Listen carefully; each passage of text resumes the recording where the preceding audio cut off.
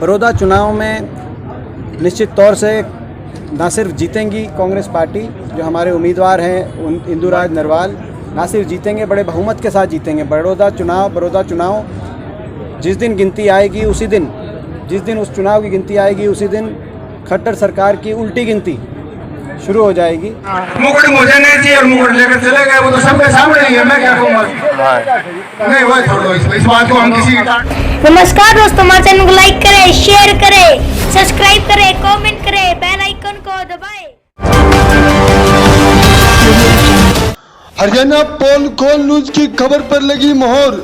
SS board के पूर्व सदस्य व भाजपा नेता एचएम भारद्वाज कांग्रेस में हुए शामिल। सबसे बड़ी खबर आप तक हम पहुंचा रहे हैं। पहले एक दिन पूर्व ही हमने घोषणा कर दी थी कि एचएम भारद्वाज किसी भी समय सांसद दीपेंद्र सिंह हुड्डा की मौजूदगी में कांग्रेस में हो सकते हैं शामिल।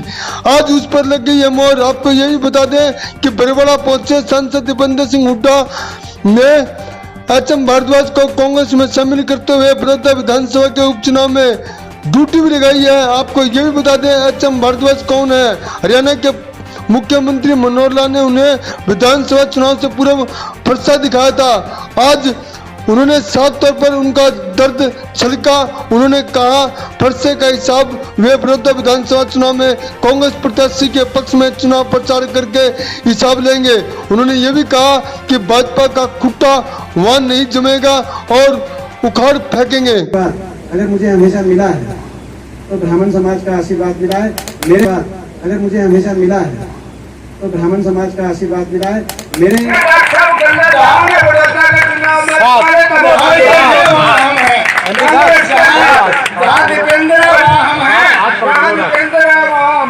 ठीक है जी, ये सामने कांग्रेस में हुड्डा साहब के परिवार में आज डॉक्टर साहब आप शामिल हो और आपका पूरा मान सम्मान और कभी भी आपके सम्मान में कमी नहीं आएगी। ये दीपेंद्र जी की अध्यक्षता में आज आप सम्मिलित हुए हो। इस परिवार के एक नागरिक सदस्य की तरह आप इस परिवार में हो।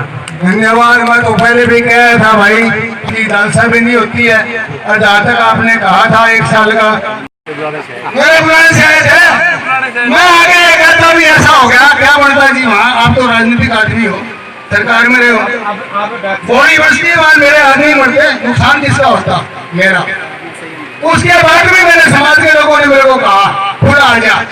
आप लोगों ने भी मैसेज भेजा, आपने भी मैसेज भेजा, आपके लोग मेरे को यहाँ स्कूल तक लेने के लिए आ लिए थे, परंतु मैं मेरे जबान पर था कि मैं उस जबान को पलटूंगा नहीं। दूसरी बात और थी, समाज के लोग, ब्राह्मण समाज के लोग धर्मशाला में कटिया करने लगे, बरवाड़ा में यूं करते बोला पंजाबियों के खिलाफ जातिगत मामला। हम बड़े दुखी रहे पहले जाट एक्शन में, कितना वातावरण खराब हुआ। परंतु मैं जातिवाद को बढ़ावा देने वाला व्यक्ति नहीं हूँ। यदि मैं उस समय साथ लग जाता, समाज के नौजवान तो बड़े पड़े थे, आपस में दंगे हो जाते चुनाव का समय था, एक ही रास्ता था, जनता फैसला कर ले, वोटों का समय, इस आंदोलन का समय। मुकुट मुझे नहीं चाहिए और मुकुट लेकर चले गए, वो तो सबके सामने ही है, मैं क्या कहूँगा। नहीं वो छोड़ो, इस बात को हम किसी की काट नहीं करना चाहते। डॉक्टर साहब ने एक निर्णय लिया और हमें आशीर्वाद दिया। हम मिलकर चलेंगे, हरियाणा में परिवर्तन के लिए आपस में जो है मिलकर परिवर्तन के लिए आगे बढ़ेंगे। बड़ौदा चुनाव में क्या बात करें? बड़ौदा चुनाव में निश्चित तौर से ना सिर्फ जीतेंगी कांग्रेस पार्टी, जो हमारे उम्मीदवार हैं इंदुराज नरवाल, ना सिर्फ जीतेंगे, बड़े बहुमत के साथ जीतेंगे। बड़ौदा चुनाव जिस दिन गिनती आएगी उसी दिन, जिस दिन उस चुनाव की गिनती आएगी उसी दिन खट्टर सरकार की उल्टी गिनती शुरू हो जाएगी, क्योंकि इस चुनाव की तरफ पूरा प्रदेश देख रहा है। प्रदेश का हर वर्ग इस सरकार से आज दुखी है। इस सरकार के लंबे कार्यकाल के बाद आज किसान सड़कों पर है, उसकी दुर्दशा है। आज नौजवान देश में सबसे ज़्यादा बेरोजगारी दर झेल रहा है, क्योंकि कोई योजनाबद्ध तरीके से विकास की कोई कल्पना करी नहीं गई मुख्यमंत्री जी जो मौजूदा सरकार है इन द्वारा। आज गरीब, आर्थिक मंदी की सबसे बड़ी चोट आज गरीब पर है। सारी कल्याणकारी योजनाएं बंद कर दी गई हैं। छोटा व्यापारी आर्थिक मंदी से त्रस्त है, कर्मचारी सड़कों पर है। तो हर प्रदेश का वर्ग इस सरकार की कार्यशैली से आज परेशान है और निर्णायक साबित बड़ौदा चुनाव का नतीजा रहेगा। वहाँ इस सरकार की घमंड एक तरफ है और बड़ौदा की जनता एक तरफ। मुझे विश्वास है बड़े बहुमत से हम जीतेंगे बड़ौदा। और दीपेंद्र जी अगर हम सिर्फ अभी बरवाड़ा की बात करें तो जिस टाइम ये सुबह हमारा ये मंच शुरू हुआ था, ये एक पारिवारिक मंच था, पारिवारिक मिलन था, मगर जैसे जैसे ये आगे बढ़ता गया ये एक राजनीतिक मंच हो गया। पिछली जो चोट भारद्वाज जी ने खाई थी उसका एकदम ये कह सकते हैं कि वो नासूर बन के फूटा और आपने भी उसको हाथों हाथ ले लिया। ये कह सकते हैं कि भारद्वाज जी ने मौका देख के चौका मारा है। देखिए, भारद्वाज जी ने एक बात कही जो है, और वो बड़ी एक अच्छी भावना के साथ उन्होंने बात कही।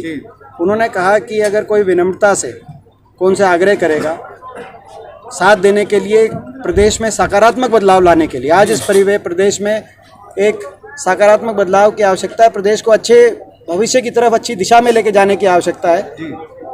उसके लिए कोई इनसे अगर सकारात्मक आग्रह करेगा तो आपने कहा राजनीतिक, तो उसके बाद हमने जब आग्रह किया तो उन्होंने उस आग्रह को स्वीकार किया। तो सही बात है आपकी।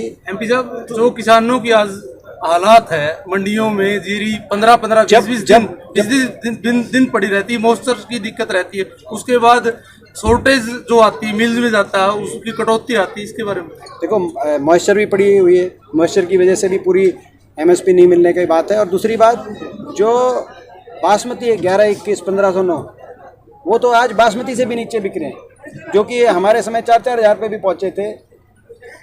पीआर को ले रहे हैं, वो भी जब इतना आंदोलन हुआ उसके बाद लेना शुरू किया, जिसमें मॉइस्चर की कमियां निकाल कर, और बयान दे रहे हैं प्रदेश अध्यक्ष इनके धनखड़ साहब कि भाई सरकार लंबे समय तक खरीद नहीं कर सकती।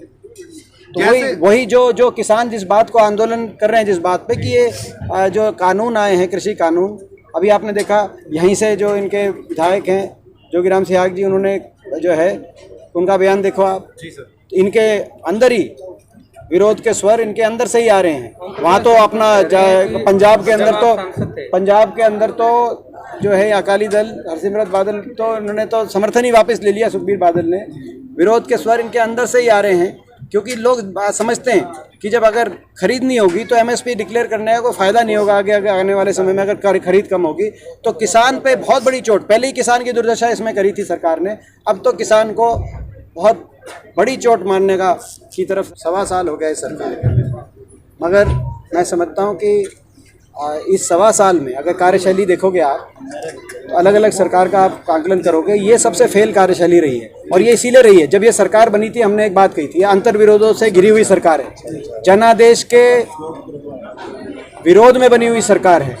जेजेपी पार्टी ने और निर्दलियों ने भाजपा के खिलाफ वोट लिया, भाजपा के अहंकार को तोड़ने के लिए लोगों ने उस समय वोट दिया था, जिसमें एक बहुत कारण जो यहाँ पे घटित हुआ था वो भी एक कारण रहा था।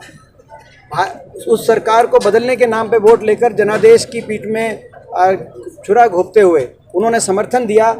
और उसी दिन हमने कहा था कि ये सरकार लोगों का क्या काम करेगी, जो सरकार इस तरह से अंतर्विरोध विरोधों से चलेगी।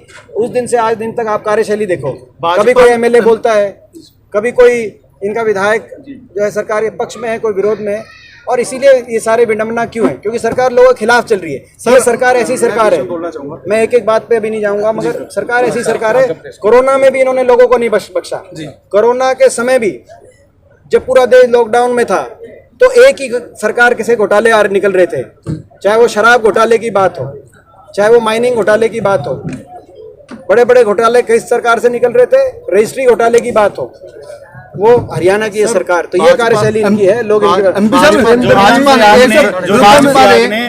इनसे वो लेने से मना कर दिया, चेयरमैन नहीं लेने से मना कर दिया। जोगीराम से आगे देखो, ये मजबूरी, ये इनके विधायकों की मजबूरी में, क्योंकि इनके विधायकों को भी पता है कि लोगों का क्या भावनाएं हैं।